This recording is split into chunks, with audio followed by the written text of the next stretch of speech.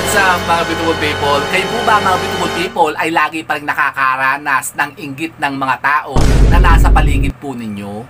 Nako, kontrahin po natin yan ha mga beautiful people, kasi alam nyo po ba na meron naman po tayong magagawang mga pamamaraan para sila po yung ating makontra at para yung mga sinasabing mga negativities na dala nila ay ating maiwasan. Paano? Ganito po ha mga beautiful people, kung gusto nyo pong malaman kung ano pong isang napaka-powerful na manifesting spell na kokontra sa mga inggiterang yan, na yun na nga, baka nga lumulukob na sa inyo at nagbibigay sa inyo ng mga kamalasan, panood nyo lamang po ang video kong ito.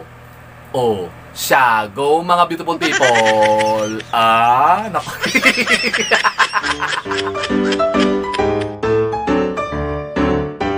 So, ayun na nga po ha mga beautiful people, isang mapagpalang araw po sa inyong lahat at naway nasa mabubuti po kayong kalagayan ngayon kasama nyo po mga pamilya at mga mahal sa buhay. At yun na nga, ang topic na naman po natin ngayon ha mga beautiful people ay tungkol po sa mga inggitera na nasa paligid po ninyo. Sino? Yan, halimbawa yung mga kapitbahay nyo, mga kamag-anak nyo, yung mga kaibigan yung paling harap, yung mga beso yung nako akala nyo mabait sa inyo, akala nyo ikakampi nyo, akala nyo ka-close nyo, pero nako, hid-hid naman sa kaluluwa ang inggit nila sa katawan.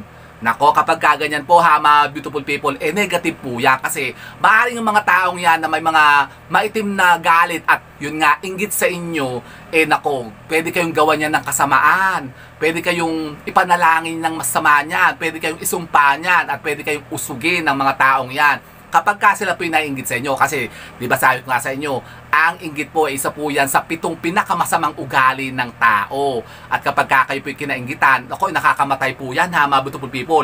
Pwede kayo sa ipaku niyan ng mga taong yan. Ipaku? Opo, ipakulam. At saka kapag ka kayo po yung nalukuban na ng mga sinasabing inggit na ganyan, nako, laging negative ha, mga beautiful people. Parang ang bigat-bigat. Lagi kayo kasi parang inuusog nila. Paano yun? Anong gagawin natin pangontra? Nako, alam nyo po ba na meron po tayong magagawang mga pangontra laban sa kanila? Katulad po sa ating bahay ha, mga beautiful people, para tayo po makontra nga sa sinasabing mga negativities na dala po nila, maglagay lamang po tayo ng isang basong tubig. Yan po ilagyan lamang po natin ng isang kutsarang asin. Tapos yan po ilagay lamang po natin sa harapan po ng ating mga pintuan. Sa may main door po natin, para halimbawa sila po ipapasok sa bahay natin, yung mga inggit nila makokontra.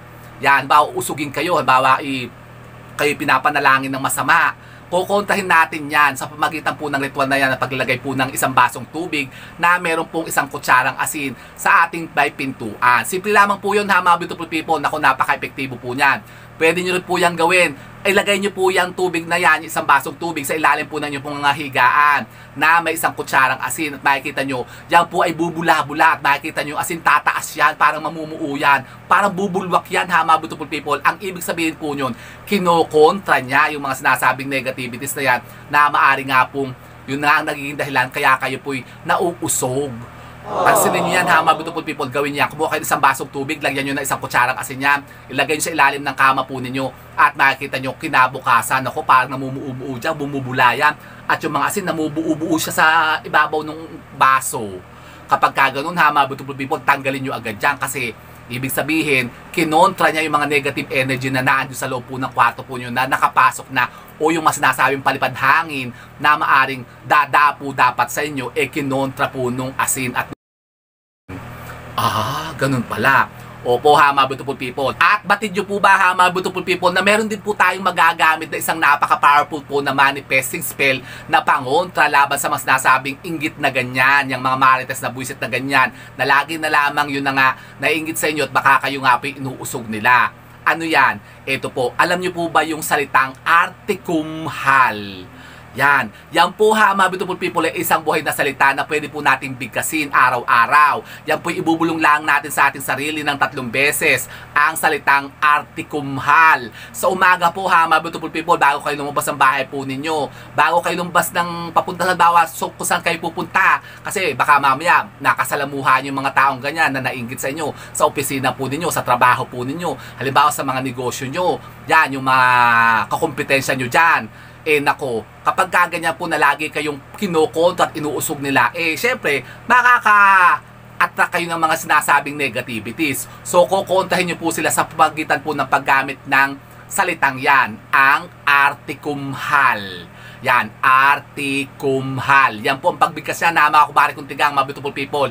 At makikita nyo, makokontra nyo ha, mga beautiful people, ang mga sinasabing kamalasan na hatid po nila.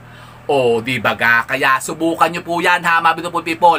Para mga sinasabing mga negativities na yan, nagawa nga po ng mga inggiterang mga marites na yan, makontra natin ha, mga beautiful people. Kasi baka naman kasi ang mga lips nyo, nako, talagang pulang-pula. Siyempre mainggit talaga sila kasi kayo fresh na fresh talaga. O, di ba? Katulad ko, look. Pero ang lips ko po ngayon walang kinalaman sa topic natin, ha, mga beautiful people. Talagang red lang po talaga ang lips ko. O, look.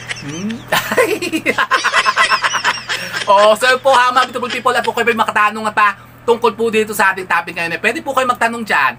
Mag-iwan lamang po kayo mga question dyan sa ating comment box, at kapag kayo pinabasa natin, yan po yung sasagutin ko rin dito. So with that, mga beautiful people, keep safe and God bless. Thank you for watching, and don't forget to subscribe my channel. I know you like it. And don't forget to brush your teeth.